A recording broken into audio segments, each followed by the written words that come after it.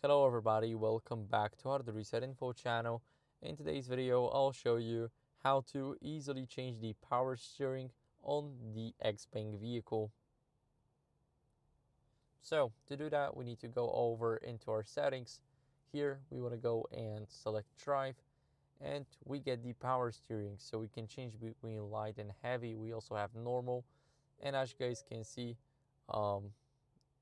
there's a lot of options. We got the power steering available on every single setting, so it works. We can adjust it up to us. And now the best one for me, of course, is the normal one. The heavy is pretty not too heavy, but it really just annoys me, and the light is just too light. I just need the feeling of steering.